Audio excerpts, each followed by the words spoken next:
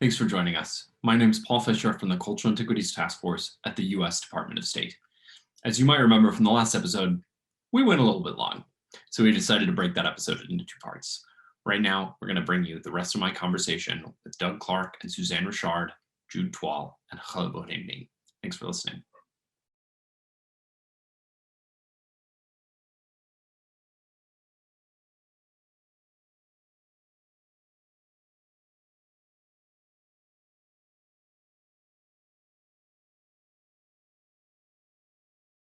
So my name is Jude Twal.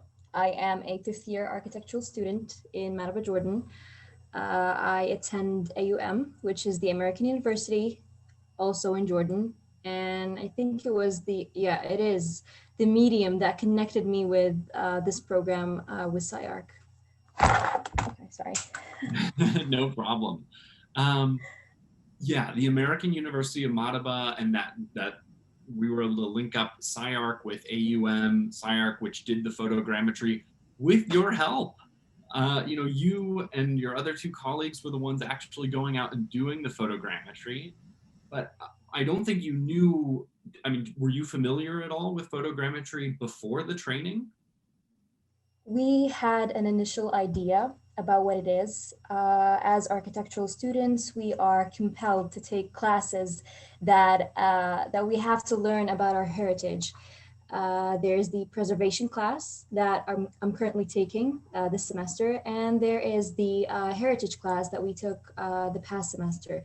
So our professor taught us a lot about photogrammetry, and he made it a point for us to understand it completely. And that's why when we had this opportunity to join such a project, we literally just jumped on it to practice it and get to know it much more better.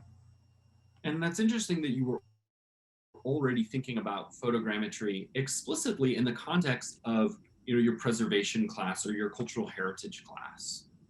So now tell us a little bit more about your experience taking the workshop from SciArc on photogrammetry and then doing the photogrammetry in Madaba.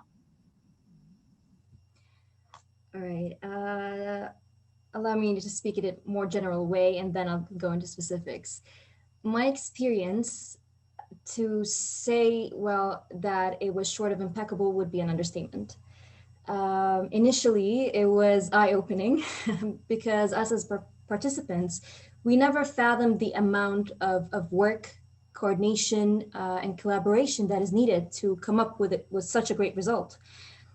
It was definitely tiring, but absolutely worth it. And to be honest, for me at least, there was a sense of pride involved because being a part of Madaba's community with such a strong connection to the land made it somewhat of a personal sacred duty as one of his daughters. So yeah, and if you want me to speak more about specifically what we did there, I'd be happy to. Yes, please. Yeah. Yeah?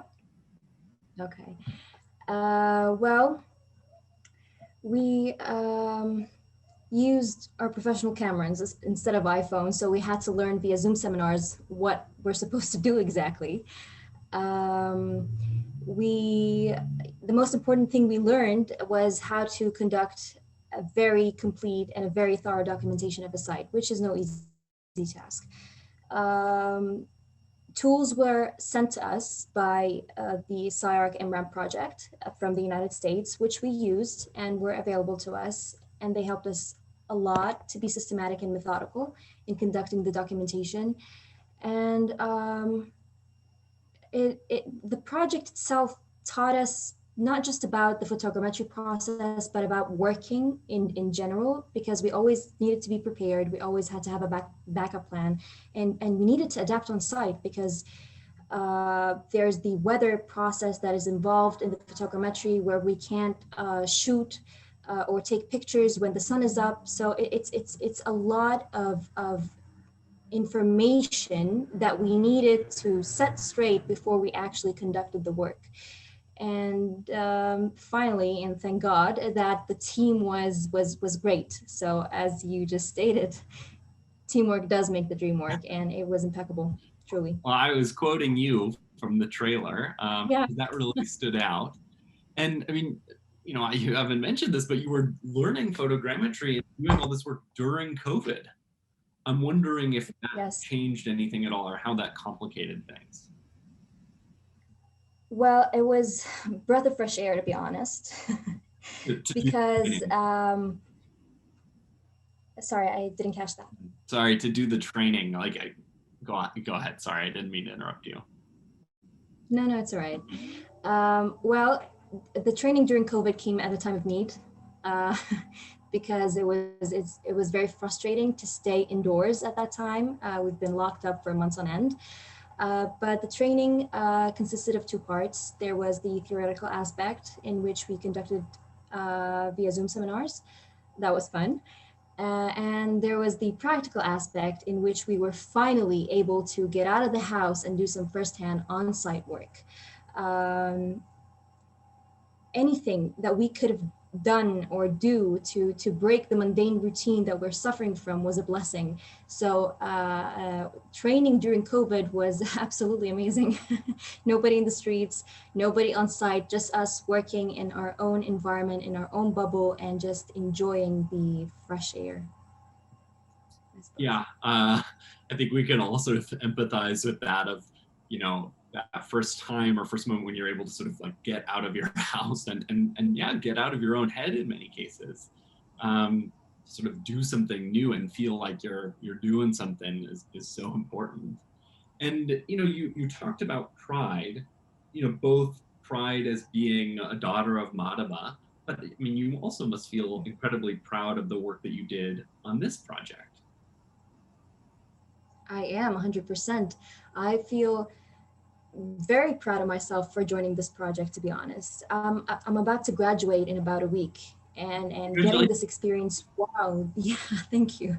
So getting this experience while working on my graduation project was immensely helpful, because in my project, the graduation project that I'm conducting, it's also in the region of Madaba, close to Macarius Mountain, which is also important. And the documentation that I learned during this process, I actually implemented on my project, and that was amazing, to be honest. So it was a first step in a direction that I know I actually want to proceed in the future as an architect. And in that trailer that we talked about where you say teamwork makes the dream work, you also talk about COVID's impact on the city. And I mean, you just also alluded to it, the streets being empty, nobody visiting the archaeological site in St. George's Church. Is that still the case? I mean, you called Madaba a ghost town. Feel that way? I did. Well, as I have previously stated, the city was full of life, quite literally. One was not able to go down the street without experiencing how lively it was. But COVID abruptly paused the flow of everyday life, as if it was breaking a rhythm of some sorts.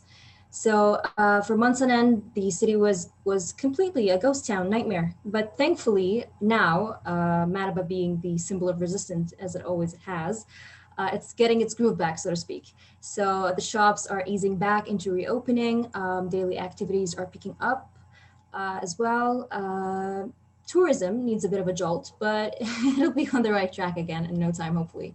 So, as one of the uncountable victims of the pandemic, the city is definitely on its way to making somewhat of a full recovery, God's willing.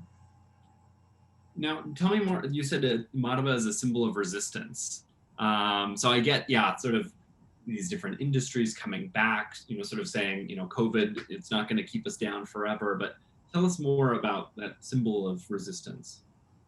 The symbol of resistance, well, that particular phrase just came because Madaba was destroyed a lot of times because of earthquakes.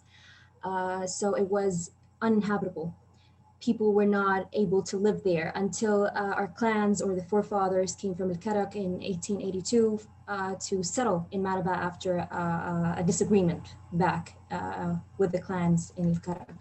So they were the first ones to inhabit it after such a long period of it being uninhabitable. So that's why I was talking about it being a symbol of resistance, because for a town that has been destroyed multiple times by earthquakes, I mean, I think that the relics or that the antiquities that are in Madaba are quite the image of resistance for actually staying there, remaining there on site, and not being destroyed completely, not completely anyway. That's interesting. That I didn't know that Madaba had been destroyed several times by earthquakes, and then Kerak, where I guess you said your clan came after a dispute, or Kerak is also on the Madaba map behind me, and in the Church of St. George, and so that's interesting about this idea of a symbol of resistance, and then also sort of the connection then between the pride that you feel in Madaba coming back after being forced out of Kerak, coming back after an earthquake, coming back now after COVID. That's interesting, that connection between this inheritance of pride and of resistance. I don't know if you want to. No, I think I've said as much as I can about the statement. I mean, it's just, as clans, we pride ourselves by the songs that we sing sometimes. The songs are mostly about resistance and being strong and all that, specifically that our clans were in some way or form were warrior clans. So resistance is basically imprinted in our DNA, so to speak, and in the city that we inhabit, I think. And those songs of resistance, that's another example of the intangible cultural heritage of Madaba that makes it so special. And I hope people are singing those songs of resistance and coming back from COVID. We still do sing those songs, but we sing them at weddings. So. Okay. Well, then hopefully there are more weddings now after COVID. Weddings are happening again. Hopefully, yeah. Jude, thank you so much. So stay on the line, and then we'll have a lot more questions here in a bit. But if you're able to turn off your camera and mute your microphone. And Dr. Ghaleb, if you're still with us, can you turn on your camera and turn on your microphone? Okay, there you are. Great. You can see me, right? Yes, I can see you. How are you? Good. How are you doing today, sir? Good to see you. It's great. Well, you kept me to the last moment, right? So you need only, how long do you need from me? 15 minutes, 10 minutes, 5 minutes? Well, a little bit if you're able to give it to us. Hopefully you don't have to run. Okay, as long as the iPad lasts, really. It's the iPad, power on the iPad. Anyway, I liked really to thank all of you. Osama, who gave overview of history and the dominant culture of tolerance and acceptance among present people, Christians and Muslims, as he put it, really. I hate to use these discrimination qualifications. Anyway, and then I am really grateful, honestly, I'm really grateful to Douglas and Suzanne. They gave me a new concept, that's community archaeology. Community archaeology is, Madaba could be a very good example of community archaeology. The lady and gentleman, Douglas and Suzanne, started the community archaeology concept, and they developed awareness of archaeology in Madaba. And I'll let you know, I will tell you how archaeology was not really a very big issue in Madaba among people. So they developed the awareness, the importance of archaeology and ruins of Madaba. And that thing developed, connected to their lives, it developed into business and into their community, in the community. A small business like serving the church map and visiting the old churches and so on and so forth, or digging here and there, looking for some gold here and there. And but later on, it developed into real business, the tourism business. It's not only, it was not kept only for looking for gold or some coins. So they started looking for tourists. And the tourists developed into real industry, hotels, services, restaurants, and even kids go to school to study tourism and hotel services and so on and so forth. And Jude is a very good example of the new generation. She is going into area very close to that. So it's really, and locally, we have a new business and the new industry. It's the mosaic. Mosaic. I mean, years back, we never thought of that. We even played with the cubes and threw them away. But now we make them and we decorate them and we give them gifts. Even the government takes some of them and give them to I think you should encourage a dog to open to my short talk. I don't mind, really. I don't mind all of them to open and listen to what I'm saying. Well, I really don't mind. They can and it's mosaic industry and the hotel services. Now we have hotel services. We have how many? Probably dog knows. We have something like 11 very good starred hotels, other than all other things. And we have guides. Osama is a very good example. He's a tourist guide, and that's a great thing. We never knew that. I mean, when I was young, I never thought of that. Well, I used to go to the church, talk to them about the church and the mosaic, and they give me £1, $1, one paper money. I never knew what it was, really, when I was a really little kid. And but now we have guides. And now, let me tell you something. With the money of the church and the tourists, we built schools, we built lodges, we built training places, gymnasium for them, and we have kindergartens. And even we have English program schools because of the money of the guides, the tourists. And we have shops, and we have great restaurants. I can tell you about the very well-known names in Madaba of the restaurants. It's because of that concept that Douglas and Suzanne started doing or working on, the community archaeology. And it's not only keeping the archaeology or taking their wins. It is basically starting a new industry and services in the community. That's a great thing. I mean, then I should say, of course, we have new services are expected. I expect them, although I'm 70 years old or more, but I expect we have new services. I expected more Irish pubs. More B&B, breakfast and bed services, more Airbnb, more folklore nights.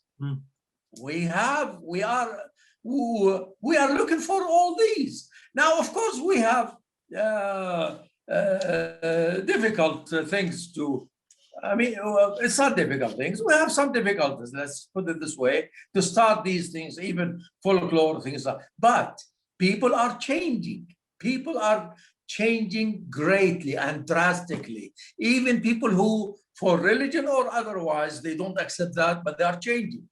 It will take some time, but they are changing. Now, I should say something else before you ask. I go for your questions. I mean, I'm sorry for that. I should thank Osama for his historical overview. Though I want to tell him and tell Jude that the immigration of Azizat and Karachi took place 1880. Jude, you ask your folks, and Osama, please correct. Do they hear me? They can hear you, and everybody's going to turn on their cameras in just a minute. Very good. Very good. Thank you very much. I'm really grateful for that. No, and I was taking some notes. Yeah. I'm sorry. Okay. Now, in all times of Madaba, people who came out were all Christians. We're all Christians in Madaba. We never had any community. When when the Princeton was started here in 1921, so new people started coming into the area. And we have a new mosque that was built in the 20s, also in Madaba, in the middle of Madaba. And the man who donated the land for the mosque was Christian. So because we have been trained, we have been oriented that we should accept all others. That's, I mean, the Christians. So we tolerate, we accept, we tolerate. We have no discrimination whatsoever. So people they came to a very rich land. So they came as farmers. They later on they became landowners, and the land is rich. So they start producing huge amounts of wheat and barley and other seeds, the livestock or animal stocks, sheep, cows, and so on and so forth, even camels in the community, and they were very rich. So they needed manpower. So some new manpower came over to the area and started living in the area. And they became part of the community. That new houses were built, new services. Now, one more thing I like about these Christians, I like a very important thing. When they came over here, with the church, they built schools. So the Catholics had the church, the Orthodox had the church, and later on the Americans, the Protestants came over here and started a school. And I studied in that school, that American Protestant school. I studied until up to the grade 6 in that school. And we were taught by Americans. I remember somebody called Mr. Ward and his wife. And they used to beat us for not going to the church on Sundays. Because I'm a Greek Orthodox, I don't go to the Protestant church. You see, but on Monday, the school where you did not come to church. Okay, open your hand, your palm. But that was a very good memory. I never take any grudges against that, really.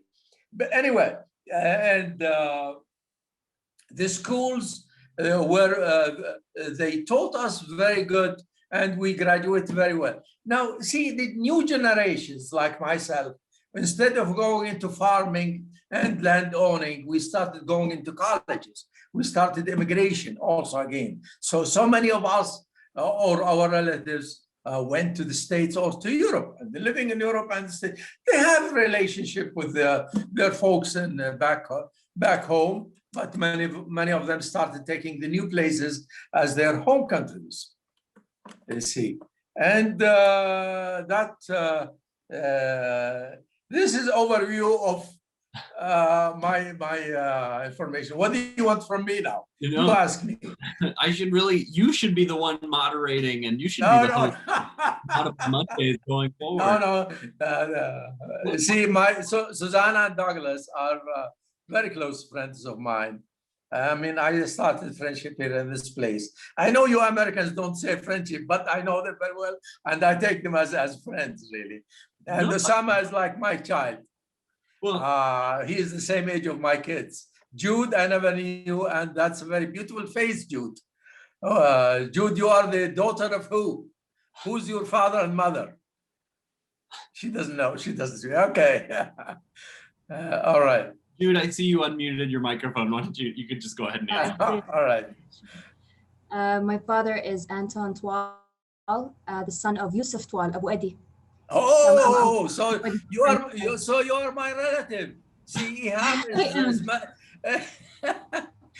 Ihab is the husband of my daughter, Dima. I know. Musab just told me that. Yes, I know. Okay, Habibti. Thank you very much, Baba. Thank you, Abdi.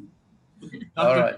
Thank you so much for the overview that you gave of community archaeology. I think, again, really helping to flesh out that idea of, the different businesses working together and then investing that money in something like the Mosaic Institute, that money providing for tour guides, and sort of building up this network of people, including yourself, including the schools, including the Mosaic Institute, including the tour guides, who are dedicated to protecting Madaba's cultural heritage. You're right. Thank you but you said that community archaeology was a new idea from Doug and Suzanne, but you had this incredible connection to, I mean, maybe you didn't call it community archaeology, but in the story that you recorded for the project, you talk about your family having picnics around the mosaics, and Doug and Suzanne talked about your grandparents living on the archaeological site. So you were already a part of, as a child, efforts to help protect and preserve Madaba's cultural heritage. Yeah, you're right. I mean, it's true. I lived in these, playing with these cubes. I saw them when I was a child.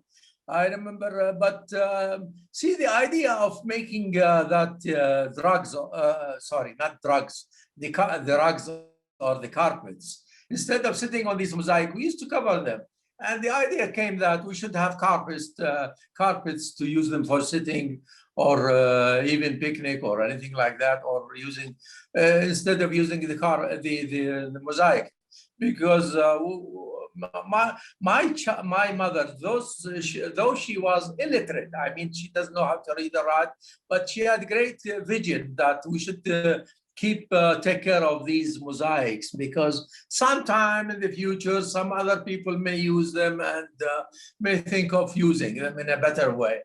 Because and the whole area that Doug knows was literally covered with mosaic and with pretty colors, and we tried our best to take care of them.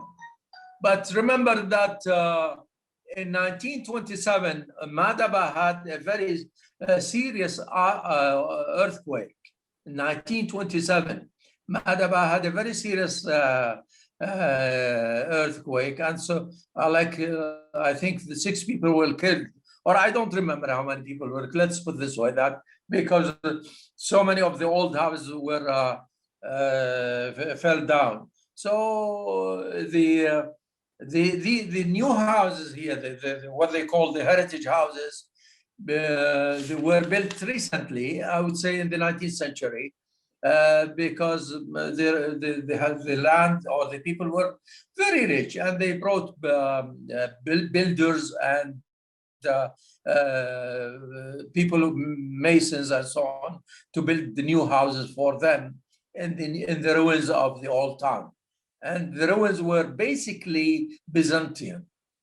And they were basically Byzantine. And I mean, of course, one landmark was Ottoman. That's called Sarai, the Ottoman. And the houses of our grandparents were mainly according to the structure or the engineering, let's put it this way, of the Ottomans. Yeah. Anyway, that's technical thing. I'm not sure I know much about it, but that's basically what I am. Well, thank you, Dr. Ghaleb. And I'm cognizant that I think we've gone way over our hour already. But if Doug and Jude, if you could turn on your cameras and turn on your microphones. Suzanne and Sam had to log off, unfortunately.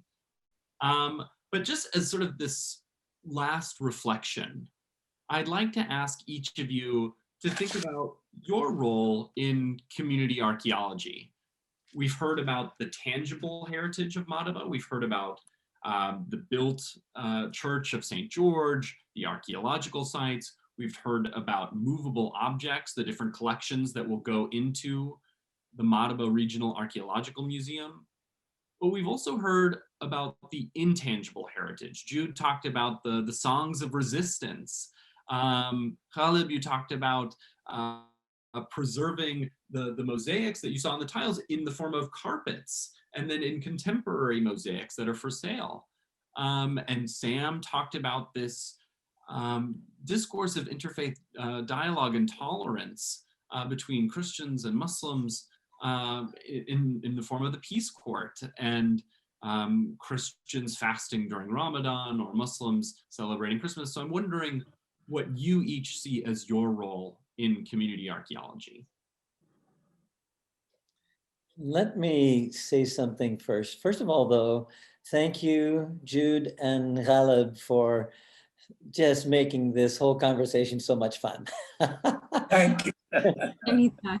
Thank you. You are the treasures. You are the reason that this is so exciting to me. In fact, in response to your question, Paul, you know, we bring, Suzanne and I bring the kind of expertise that we have developed in doing archaeology, but it's the people in Madaba. It's the Judes, it's the Ghalebs, it's the Sams, who actually have taught us how to think about community archaeology. I mean, it really is the case that archaeologists in the past came in very much of an overpowering way, getting what they wanted and getting out. But it's the kind of friendships that we have with people in Madaba that have reminded us what is really valuable, what is really important, and it's people. Sure, we have a heritage that people like Suzanne and I get really excited about because we like antiquity. We don't think we live in the past and stay there, but in any case, we love antiquity. But what to do with it, how to make it meaningful in the community. We'll need some young architects to help us do that. We need the continued stories of Ghaleb and others. And that's where community is. And that's where we have felt so immersed when we go to Madaba. That's how we feel about it. That's a great thing. See, I'm trying to develop some idea to relate all these things together.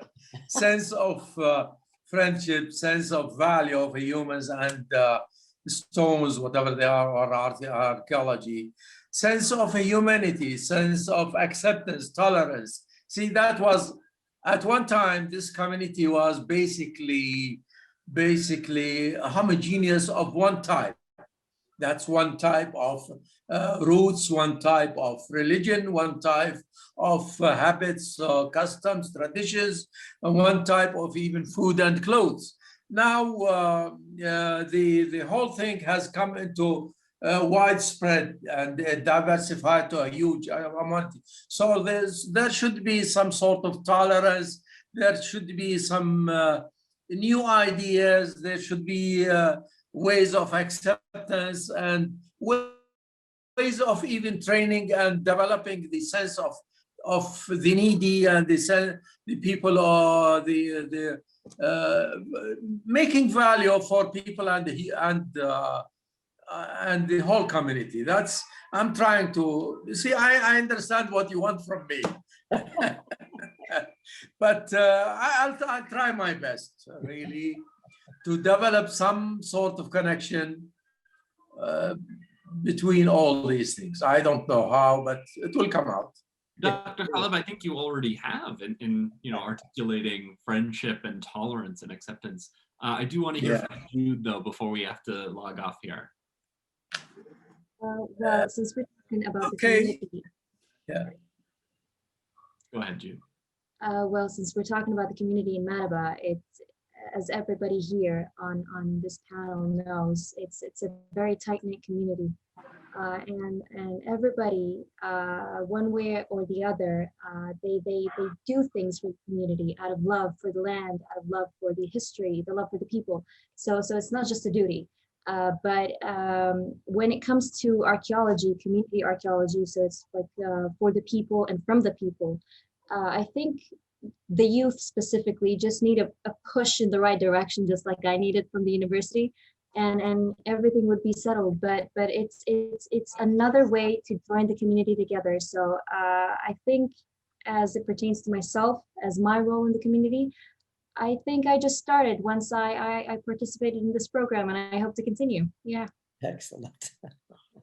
And that, again, I think that really links back to that idea that we were talking about of both a personal inheritance and an inheritance for the people of Madaba, and a global inheritance. And that's a good place to leave it. A tight-knit community motivated by duty and love, and acceptance and tolerance and care for the poor. So so thank you Sam, Doug, Suzanne, Jude, and Dr. Ghaleb again. So we'll be coming to you again in 2 weeks on July 12th to bring you more about Madaba. If you want to ask us a question, please use the Google form that's linked in the description of the episode below.